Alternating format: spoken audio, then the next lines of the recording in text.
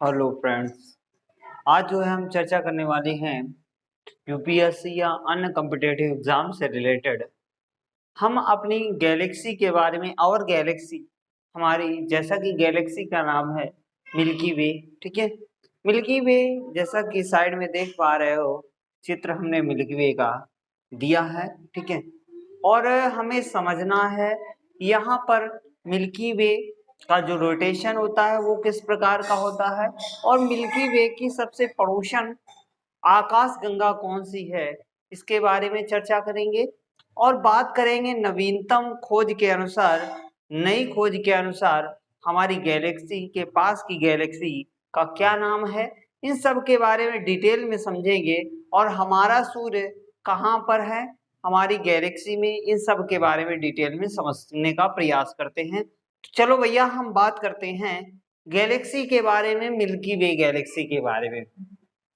जैसा कि मिल्की वे गैलेक्सी आप सभी के सामने ये चित्र के माध्यम से हमने दिखाया है, और इस मिल्की वे की एज जो है वो कितनी है, 12 अरब वर्ष है। ठीक है, इसकी एज कितनी हो गई, 12 अरब वर्ष हो गए हैं। ठीक है, अब हम बात करते हैं मिल्की वे के, ये हमारी जो मिल्की वे है, मिल्की वे की सबसे पड़ोसन और नजदीकी आकाश गंगा के बारे में समझते हैं। तो मिल्की वे के सबसे पड़ोसी आकाश गंगा का नाम है जो कि 42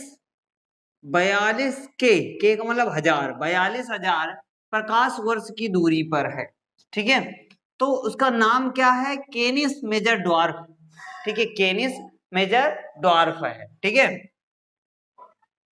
तो केनिस मेजर ड्वार्फ जो कि नई खोज के अनुसार, पहले जो खोज हुई थी उस खोज के अनुसार एंड्रोमेडा को सबसे नजदीक की आकाश गंगा माना जाता था, लेकिन नई खोज के अनुसार केनिस मेजर ड्वार्फ को यानी सबसे नजदीकी की आकाश गंगा माना जाता है। अब हम बात करते हैं यहाँ पर दूसरी सबसे नजदीकी आकाश गंगा एंड्रोमेडा, जो पुराने रिसर्च के अनुसार वो 2.2 m यानी मिलियन लाइट ईयर्स की दूरी पर था, अर्थात 22 लाख प्रकाश वर्ष की दूरी पर जो हमारी एंड्रोमेडा थी वो थी। ठीक है, अब यहाँ पर एक क्वेश्चन उठता है कि प्रत्येक आकाश गंगा में तारों की संख्या कितनी होती है। तो जैसे कि हमने पिछले सेशन में भी बताया था इस बात को कि जो है प्रकाश जो तारे होते हैं वो 100 अरब होते हैं। कितने, प्रत्येक आकाश गंगा में 100 अरब तारे होते हैं।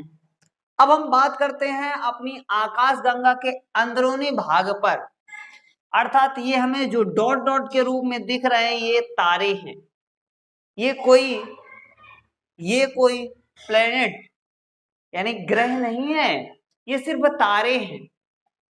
अब ये जो तारे हैं जितने भी दिखाई दे रहे हैं ये सारे के सारे तारे हैं, और यहां से तारों का निर्माण होता है।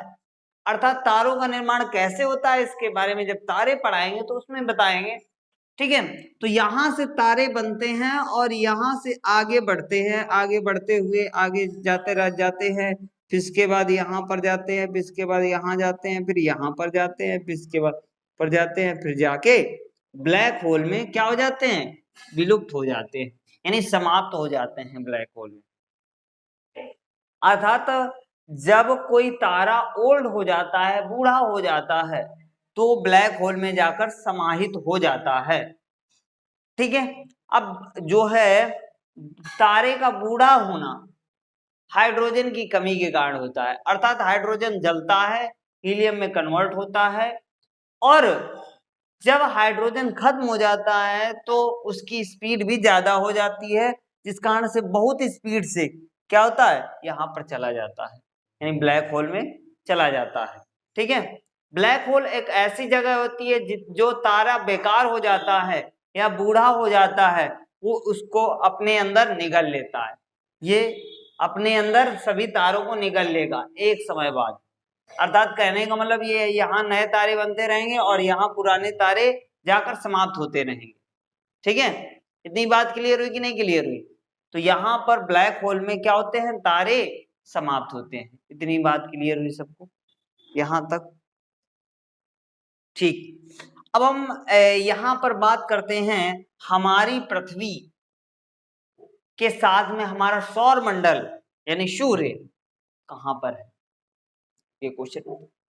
तो भैया फर्स्ट स्टेज में नए तारे, सेकंड स्टेज में कौन से तारे, यंग तारे, ठीक है, और लास्ट स्टेज में यानी थर्ड स्टेज में ओल्ड स्टार यानी बूढ़े तारे। तो हमारा जो सूर्य है वो यंग स्टेज में है यानी सेकंड स्टेज में है। तो सूर्य जो है हमारा जो सन है, सन के सबसे नजदीकी का तारा अल्फा सेंचुरी है। कौन सा बेटा, अल्फा सेंचुरी है। अल्फा सेंचुरी पहला है और हमारे सूर्य से दूसरा सबसे नजदीक का तारा पल्सर है। कौन सा बेटा, पल्सर। ठीक है, इतनी बात क्लियर हुई कि नहीं क्लियर हुई, यहां तक बात सबको क्लियर हुई कि नहीं क्लियर हुई।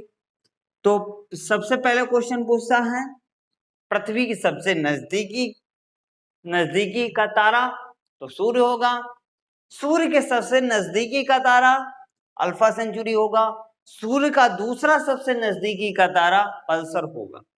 ठीक है, यहां से कई क्वेश्चन बन रहे हैं। ठीक है, इतनी बात क्लियर हुई, बात यहां तक क्लियर हुई कि नहीं क्लियर हुई, यहां तक शायद सबको बात क्लियर हो जानी चाहिए। अब देखो ये जो हमारा सूर्य है, सूर्य की एज बताई जाती है 13 अरब से 14 अरब के बीच बताई जाती है, अर्थात हमारे सूर्य में जो हाइड्रोजन है वो 13 से 14 अरब वर्ष तक ही जल सकता है, उसके बाद समाप्त हो जाएगा।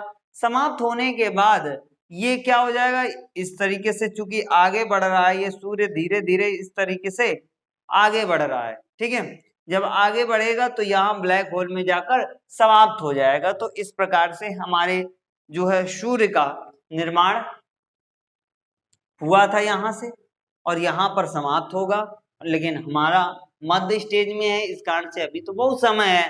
ठीक है, लेकिन समस्या ये है कि दिनों दिन तापमान बढ़ रहा है। तापमान क्यों बढ़ रहा है, तापमान बढ़ने का रीजन हम मनुष्य खुद हैं। यदि हम लोगों को ये अभी भी नहीं समझ में आया तो आगे आने वाले जनरेशन नहीं रह पाएगी, वो ऑटोमेटिक धीरे धीरे इस पृथ्वी का तापमान बढ़ने लगेगा और बढ़ने के बाद धीरे धीरे क्या हो जाएगा, इस धरती से इंसानों का या जीव जंतुओं का नामो निशान मिट जाएगा।